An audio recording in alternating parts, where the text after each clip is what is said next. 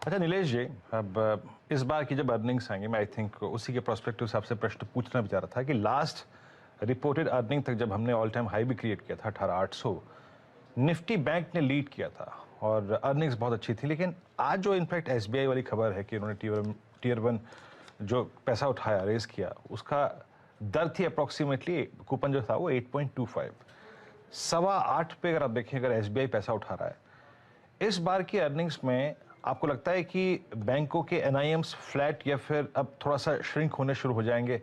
Best जो था हम वो लास्ट रिपोर्टेड अर्निंग तक देख चुके हैं और उसको बाजार कैसे लेगा, आपकी राय? वीरेंद्र भाई, पहले मैं 81 बॉन्ड्स के बारे में कहना चाहूंगा। महाभारत में एक शिखंडी करके पात्र था।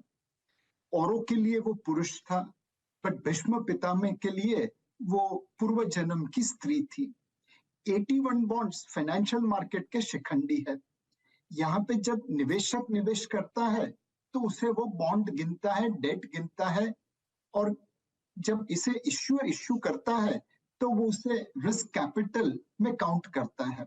तो 81 बॉन्ड शिखंडी है फाइनेंशियल इंस्ट्रूमेंट्स के।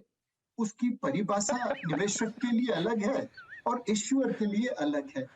तो एसबीआई ने जो 81 बॉन्ड्स रेज किया है, उनकी वजह से उनकी कैपिटल एडिक्वेसी बढ़ेगी और उस वजह से रिटर्न ऑन इक्विटी बढ़ सकता है।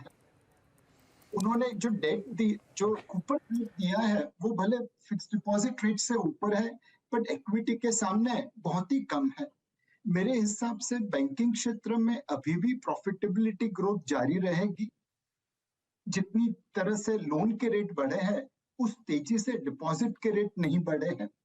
अगर लिक्विडिटी रीजनेबल रहती है तो मेरे हिसाब से बैंक्स के नतीजों में अभी भी तेजी बरकरार है। नरेश भाई, वो शिखंडी का रोल किसने प्ले किया था, आपको याद है महाभारत में? मुझे याद है एक्चुअली। गुफी पेंटल। पेंटल ने, हाँ बिल्कुल, पेंटल, वो गुफी पेंटल के भाई। गुफी पेंटल ने शकुनी का रोल किया था और पेंटल ने वो शिखंडी का, और एक और सुदामा का रोल भी उन्होंने प्ले किया था उसमें। दोनों रोल प्ले किए थे। बहुत अच्छे तरीके से एक्सप्लेन किया आपने और महाभारत की याद दिला दी। मतलब उससे बेटर सीरियल आया नहीं कोई इस देश में, मैं ये बात कहूँगा। वो मतलब वो उसका गाना, वो जो बी आर चोपड़ा ने जो लिखी, वो महेंद्र कपूर की वॉइस में, वो सारे के सारे इतने सब लाइफ के आपके सार मिल जाएंगे ना अगर आप उन गानों को बार बार सुनेंगे तो। हाँ वीरू बोलिए। पता है अनुज, ये बात मैं कभी कभी स्क्रीन पे कहना चाहता था। मैं बहुत छोटा था, मेरे ख्याल से मैं होऊंगा नर्सरी या केजी में या फिर फर्स्ट में होऊंगा। जिस दिन महाभारत का प्रीमियर शो था, मैं अपनी मदर के साथ ट्रेवल कर रहा था एक बस में।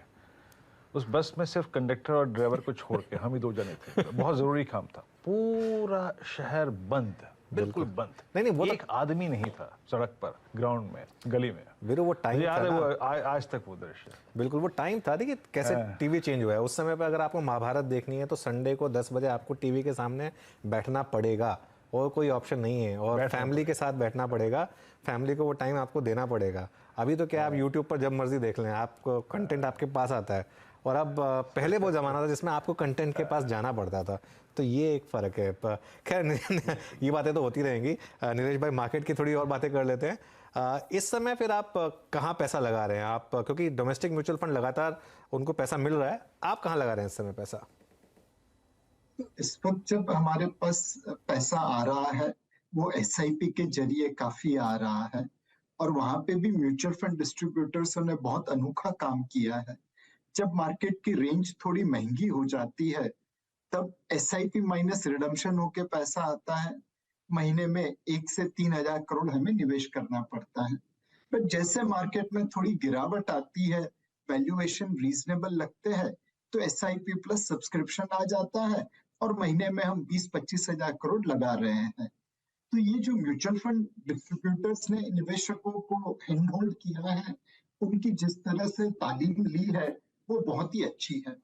इस वक्त हम बॉटम अप सिनारियो से निवेश कर रहे हैं, इंफ्रास्ट्रक्चर सेक्टर में निवेश कर रहे हैं, बिकॉज जनरली इलेक्शन के पहले इंफ्रास्ट्रक्चर सेक्टर में स्पेंडिंग बढ़ती है और एग्जीक्यूशन काफी तेजी से होता है।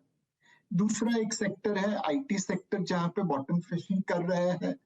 अभी भी ऐसा नहीं है कि ये आईटी क्षेत्र की बॉटम बन गई है, बट हमें लगता है यहाँ से धीरे धीरे एक्यूमुलेट करना चाहिए।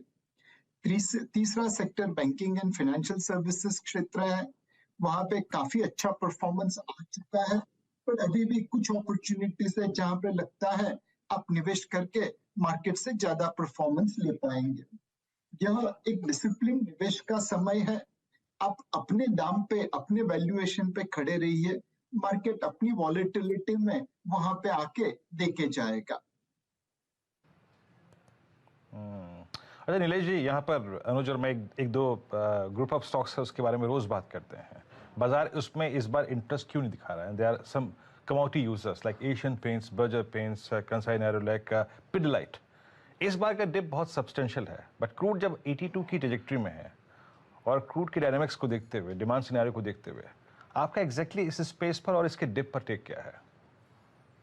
मेरे हिसाब से पेंट इंडस्ट्री में पहले एक ओलिगोपोली थी, 3 प्लेयर के बीच में इंडस्ट्री डिवाइडेड थी और सब अपने अपने तरीके से काम कर रहे हैं। अब वहां पे कंपटीशन आ रही है, एक बहुत बड़े सीमेंट मैन्युफैक्चरर ने उसमें एंट्री ली है, एक स्टील मैन्युफैक्चरिंग कॉन्ग्लोमरेट भी उसमें निवेश कर रहा है। तो 3 प्लेयर से बढ़ के ये 5 या 6 प्लेयर की मार्केट बन जाएगी। जब कंपटीशन आती है, हमने टेलीकॉम क्षेत्र में देखा कि प्रॉफिटेबिलिटी के ऊपर शेयर के दाम पे क्या इम्पैक्ट आती है।